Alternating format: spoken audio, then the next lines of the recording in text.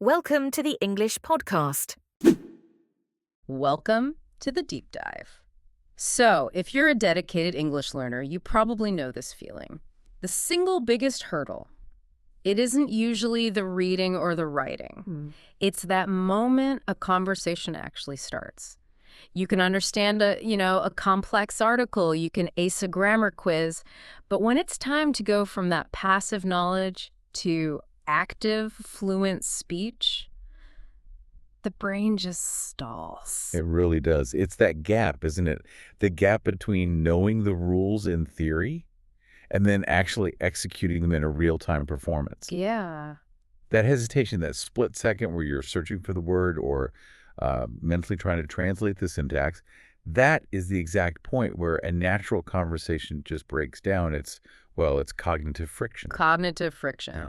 We are targeting that friction today. We're doing a deep dive into an incredibly focused piece of material called Conditioning the Mind for English Proficiency. Right. And we're specifically looking at the methodology laid out under Brain Training for English Speaking. And what's so fascinating about this source is just how surgical its focus is. I mean, this is not about general language theory. It's more like a blueprint for cognitive engineering. Okay. The mission is so clearly defined to establish the precise methodology to streamline the mental machinery you need for fluent oral communication in English. Okay, so let's unpack that. Our goal here is to really pull out the core insights into what these authors are calling results-oriented cognitive conditioning. We're looking for the actionable secrets, the difference between just studying English and systematically training your brain to perform. And that difference is, well, it's everything. If we treat language like an academic subject, we focus on input and retention. But if we treat it as a performance skill, then we have to focus on conditioning the output mechanism. Which brings us right to the foundation of this source material, Section 1, the target proficiency and fluency in speaking. Now, the title focuses broadly on conditioning the mind, but the intent seems incredibly narrow. What's the immediate functional goal here? Well, the document is really explicit about this. The primary target is improving proficiency and fluency specifically in speaking English. And that distinction, that's the entire framework. Speaking. Yes, speaking requires a unique cognitive process. It's rapid, it's unpredictable, and it's highly dependent on time pressure. That really changes how we define success, doesn't it?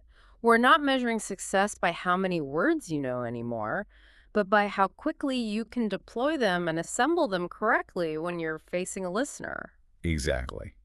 The training is tailored for oral communication, which means the techniques have to directly address those specific cognitive roadblocks we all hit when we're trying to convert a thought into spoken English. And what are those? We're talking about two main issues, really: retrieval speed and syntax formation. Okay, let's pause on those terms because they feel crucial.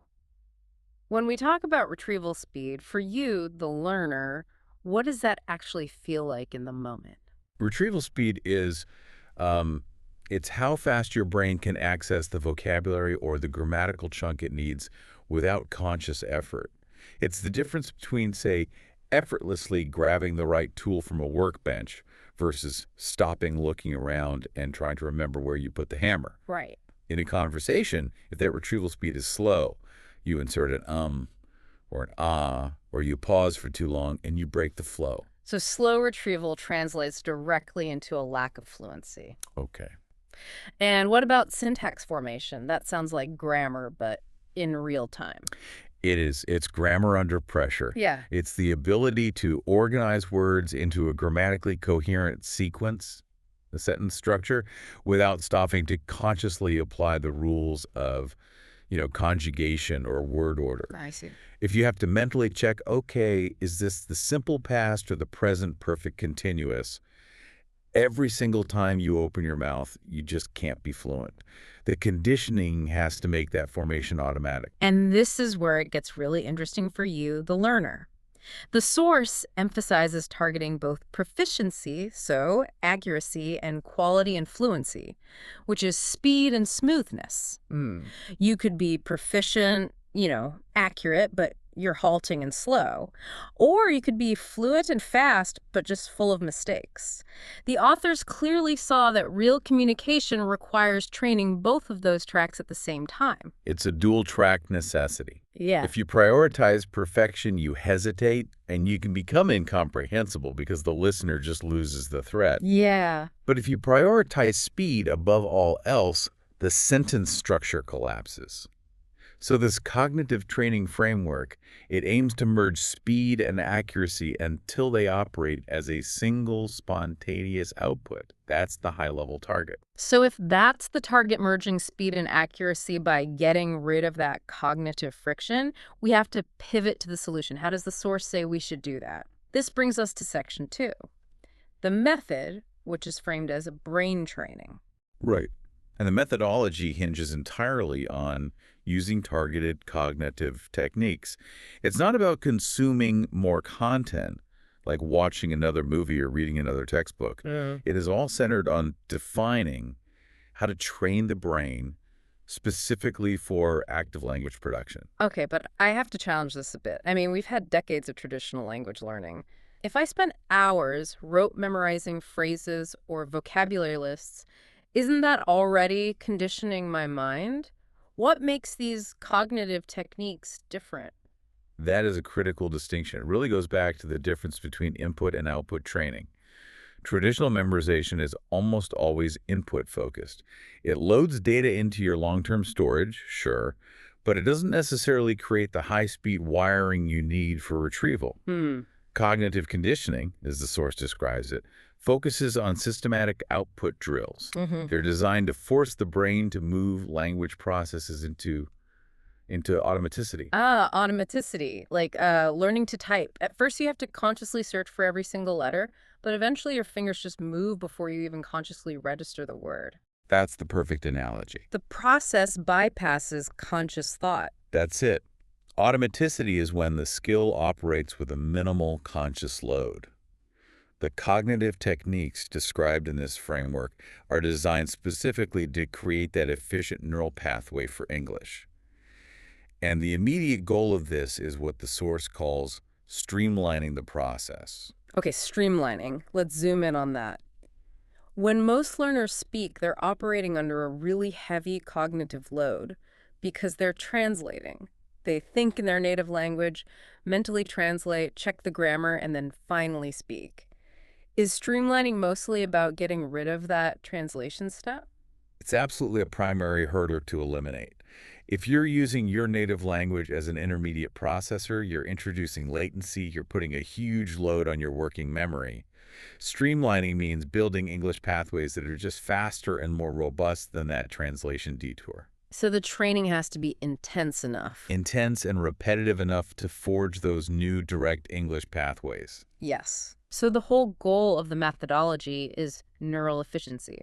We're forcing the brain, through these specialized exercises, to just default directly to English sequencing and structure. Precisely. If you look at it like engineering, we're not giving the engine more fuel, we're re-engineering the transmission so the power transfers instantly without grinding the gears. I like that.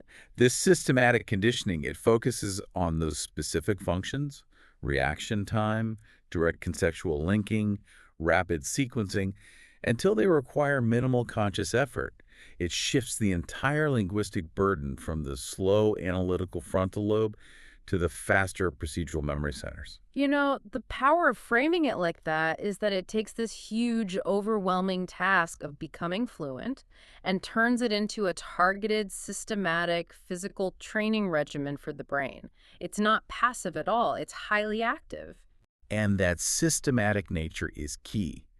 Like physical conditioning, you can't just go for a run one time and be conditioned. You need defined, repeated exercises aimed at specific neurological functions. And that is the heart of the methodology in this material.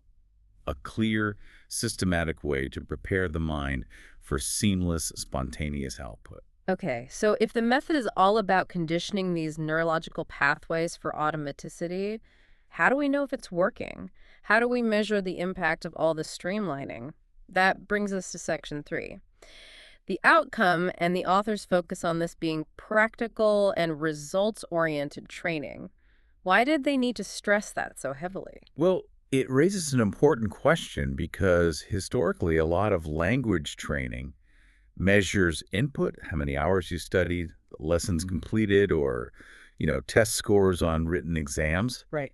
By stressing results-oriented, the authors are signaling that the only metric that matters here is output performance. So we're talking about training that gives you a demonstrable, measurable effect on your ability to actually converse effectively, especially under pressure. Exactly. The implication is that the conditioning methods have to yield measurable improvement in your functional speaking ability, not just some theoretical understanding. And think about the metrics that matter in the real world. Are you pausing less? Hmm. Has your reaction time and time between hearing a question and starting your response, has that decreased? Are you using fewer filler words? These are the practical, observable results. That makes the practical element absolutely key then. Practical means it's applicable to real life performance. It means the training has to work outside of the controlled environment of a classroom or a textbook. The goal is efficacy and application. The source concerns itself with establishing an actionable framework, meaning the methods have to be efficient. They have to avoid techniques that just consume time without improving that functional speed and fluency. So if a technique is great for academic understanding but does nothing to reduce your conversational latency. It's not prioritized in this conditioning framework. No. What's so interesting about that is that this framework is almost a counterpoint to more traditional comprehensive academic study. And while those methods are valuable for, say, cultural depth or literary reading, this framework seems to prioritize utility and speed above all else. It feels like it's built for the speaker who needs functional proficiency, like right now. It really cuts through the noise. It prioritizes utility and immediate application. If a cognitive technique doesn't directly contribute to streamlining that core process of oral communication, it's considered secondary to the mission of achieving fluency. The focus is always on output, a functional, measurable shift in your communication effectiveness. So let's bring it all back together. What we have is a methodology for specialized brain training. It uses cognitive techniques to achieve automaticity, and it's aimed explicitly at delivering practical, fluent, and highly streamlined oral communication in English. Yeah. It's a targeted formula for basically switching your brain's language setting from passive processing to active, spontaneous production. It's a really powerful shift in perspective. Instead of viewing fluency as this distant, abstract goal, it becomes an engineering challenge. We're systematically improving the efficiency of the cognitive machine. And that efficiency is measured in real-world performance, the ability to speak quickly and correctly without conscious effort.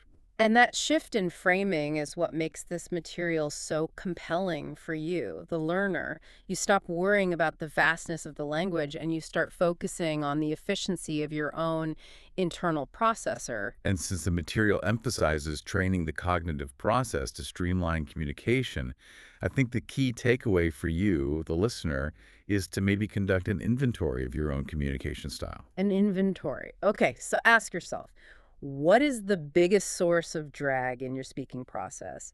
If fluency is all about streamlining, what existing mental habits are making your output inefficient right now?